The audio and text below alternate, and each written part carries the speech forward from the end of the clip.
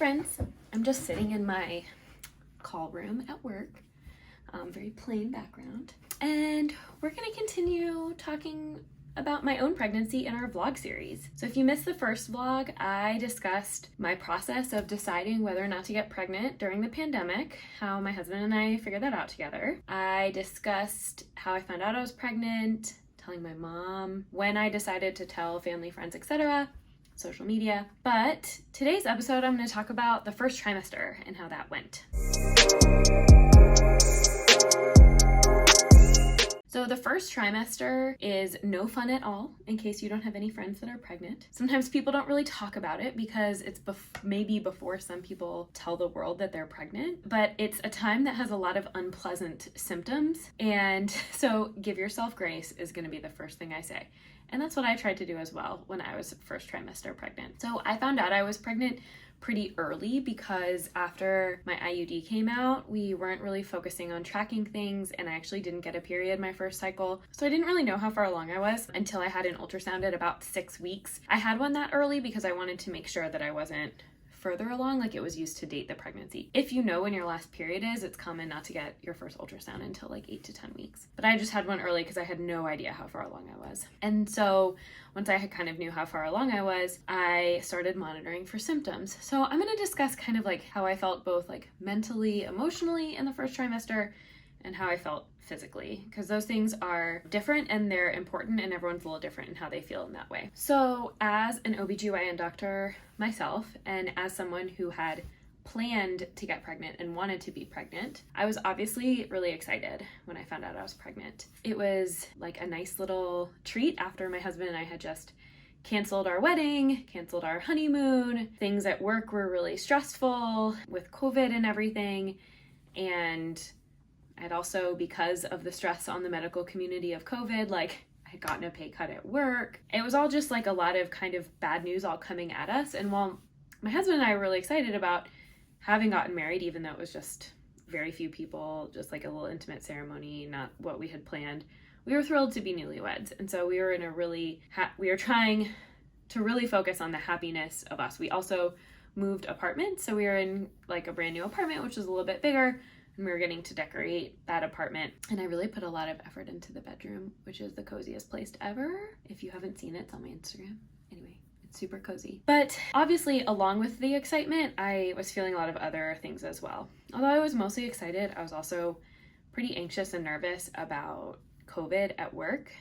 At this time in the pandemic, well, the whole time during the pandemic, we get positive pregnant patients. And because I hadn't told anyone at work that I was pregnant, I was still seeing the COVID patients. And I was worried that I would get COVID and that I myself would become really ill or give it to my husband and he would become really ill, and that it would cause me to lose the pregnancy. We really, even right now as I record this, don't have good data on COVID-19 and first trimester outcomes. Even our data about pregnancy is not great. I do have a video on that too. So if you want current up-to-date things about COVID and pregnancy, go watch that video. But of course it was a concern for me in the first trimester. I was still actively in the room where COVID positive patients were, participating in their deliveries and their care. And so I was wondering, will this affect me? I was taking every precaution I could at work, as well as Michael and I were taking tons of precautions in our regular life as well. There was a situation that was really scary at work where someone came in, and from the moment they came in, it was an emergency. And myself and several other physicians were in the room with the patient who was having a medical event that required us all in there. We had regular surgical masks on, but the patient wasn't wearing a mask and hadn't been COVID tested. Her emergency was obstetric related, not related to COVID. And unfortunately, the patient was in a lot of pain, so she was vocalizing, yelling, talking, having her baby. And so that's a high risk scenario. And we were very close to her. And that scenario lasted somewhere between 30 minutes and an hour. A few hours later, we found out she was COVID positive, and it was really difficult news for my colleagues and I who felt inadequately protected from COVID.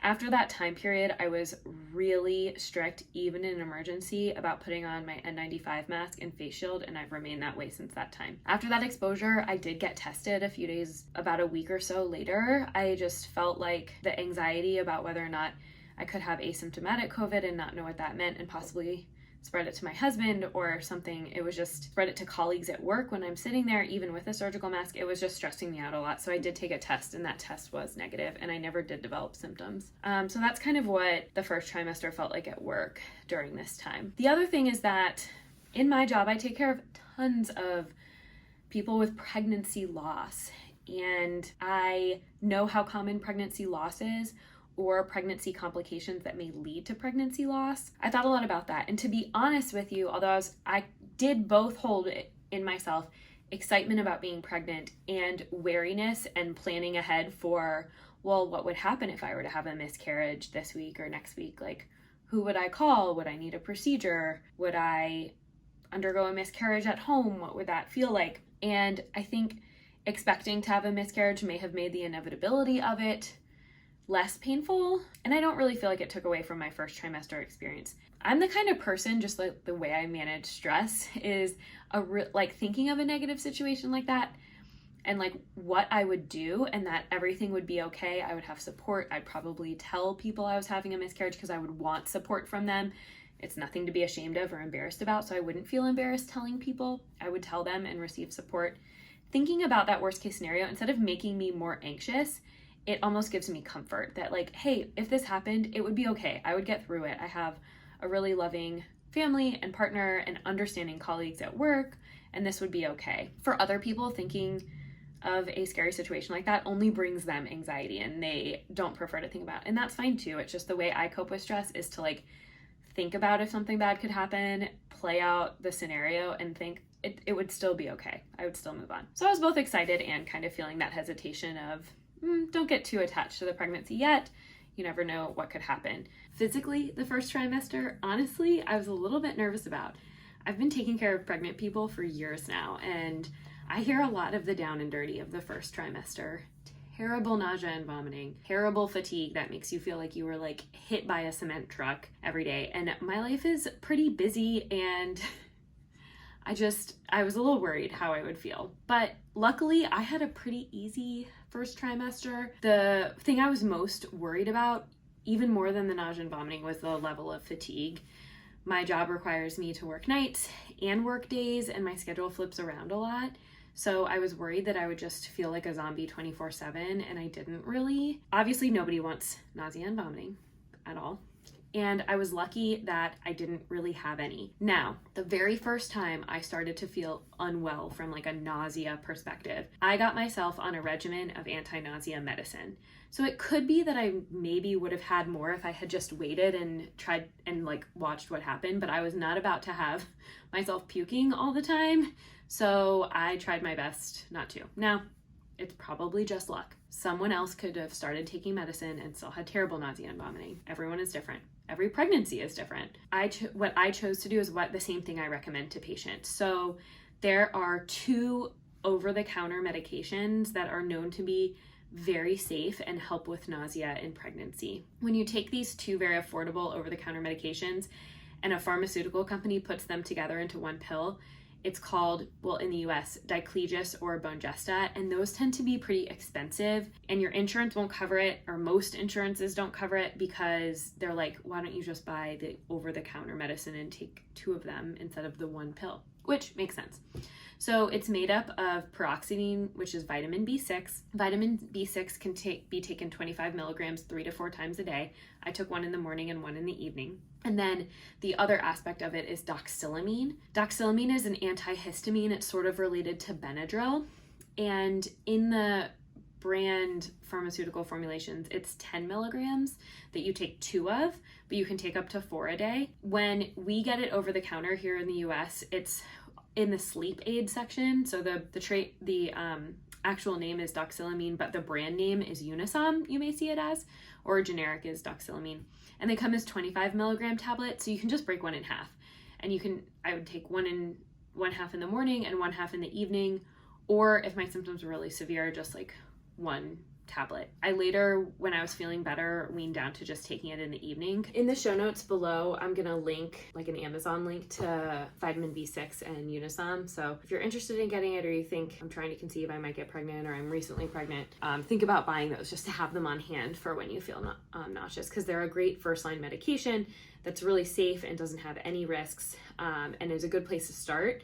I think myself and most OBGYNs will usually start with that before we move on to prescription medications for nausea, which are fine as well, but this is a great place to start, and it's probably what your doctor is going to recommend too. Always talk to your doctor though, because this is not medical advice. This is just me sharing my experiences and what I tell a typical patient. Although I wasn't vomiting, I had major food aversions. I am typically a person who craves broccoli, who craves roasted salmon. Of course I have a sweet tooth and I love my candy, cake, and cookies too, but I really love eating healthy food. I do, and that's what I eat most days of the week. Y'all, I think ate one vegetable a week, maybe 0 some weeks. I had to have carbs all the time. I could not be hungry. I literally ate crackers and peanut butter every 90 minutes or 2 hours, and I couldn't eat anything else. Oh, tortilla chips. I could tolerate tortilla chips all the time too. And my husband would make some of my favorite foods, like favorite healthy foods, and I would sit down in front of them, stare at them, and be like, I'm so sorry, I can't eat this. I need a piece of toast.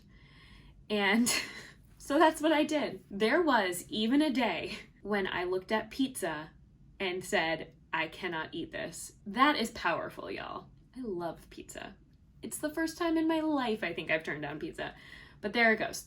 It just doesn't really make any sense why some things are like fine to eat and other things are not. I certainly had my fill of bland carbohydrates, sugar, simple carbs, and I'm fine. When this happens to people and they come see me as a doctor and they're really worried about the health of their pregnancy because they're eating not nutrient dense food, I just tell them, look, your body is really resilient. That little parasite baby inside you is really resilient. It is okay. We don't see huge nutritional deficiencies from people who eat like this in the first trimester. So I wasn't really stressed about how I was eating in terms of like my nutrition for my pregnancy, but I was definitely just disappointed because I actually like healthy food usually. And it was very disappointing to think like, ugh, that's gross. But my symptoms started to get a lot better in the second trimester of food aversions. Luckily, I never had a coffee aversion. I live off coffee. I love coffee. I have a post about caffeine safety in pregnancy. Try to keep it below 200 to 300 milligrams a day. The one other thing is that I noticed that my symptoms of queasiness were a lot worse on the weeks when I was on night shifts. When I'm on night shifts, I typically work 4 or 5 nights in a row. And I'll get some sleep, sometimes like 1 to 2 to 3, if I'm super lucky, 4 hours at a time or total, but it's usually broken up with phone calls, getting up to go deliver a baby or do a C-section. And then I'll go home and I'll sleep in the morning for a few hours until I either need to wake up to do something or feel like waking up. And when my sleep was all disjointed and kind of all over the place like that, my symptoms were a lot worse. When I was on days and I was going to sleep at 9 p.m. and waking up at 5:30 a.m., which is like my normal schedule, I felt better. Still some queasiness, but better. So what that taught me is actually sleep has a lot to do with some of the symptoms in pregnancy. Another thing physically, as I mentioned, my fatigue wasn't like too bad, and I was still able to do really intense workouts. So I was in a Peloton challenge called Power Zone Challenge, where you take like specific classes and they're pretty intense and stuff. And I did that fine. There was like 1 or 2 days where I didn't do great, but overall I felt fine. And even when I had been feeling queasy or nauseous, within a few minutes of being on the bike, that feeling sort of went away, which was cool. I was also running and lifting and things like that, but I really physically felt really good. And I think working out probably also helped my symptoms too. Now, all of this being said, I pretty much just got lucky. If you are wiped out from the exhaustion of the first trimester, or if your nausea and vomiting is terrible in pregnancy, I am so sorry, and please don't compare your experience to mine. Perhaps next time your experience will be better. I just got lucky. I'm not blaming you. I don't want you to think, oh, she was able to exercise, like I'm so bad for not exercising. Just do what you can. If exercising is really important mentally for you, which honestly, exercising is my biggest mental health kind of coping mechanism for myself. And if you're that way too and you miss it, even though you don't feel physically able to, just go for light walks. Just do 10 minutes at a time, twice a day or once a day. And give yourself grace. If you are too sick to work out, you're too sick to work out. That's okay. Your body is resilient. I promise you're going to feel better in the second trimester. And I just don't want people beating themselves up because their experience may have been like harder than mine, because that is not the point. It's not about comparison. Okay, finally, physically, I really didn't have spotting, but I did have some cramping. And cramping can be very normal in the first trimester. Your uterus and your uterine wall and lining is literally being invaded by foreign tissue as your body is setting up the pregnancy tissue and placenta that will nurture the pregnancy. So sometimes that can be uncomfortable. Mild cramping is normal. A little bit of spotting here and there is normal. Anything that's bleeding that's heavier, or pain that's worse on one side or the other, or pain that's severe, should always prompt a visit or a call to your healthcare provider. So anyways, that is my experience with the first trimester. I overall had a pretty easy time with it, but I was really, really glad when it was over. And I felt so much better starting at about week 13. And that was a big relief. I'll talk more about the second trimester in my next vlog, but just know, do what you can in the first trimester. It's temporary. A lot of people feel better later, and every pregnancy is different. Just because you have a really tough first trimester one time doesn't mean the next one will be tough, and the vice versa. You do an easy one the first time, it might not be easy the second. I would love to hear your questions about my experience in the first trimester. I'd love to hear you sharing what helped you with your pregnancy symptoms. And until next time, thanks for joining me.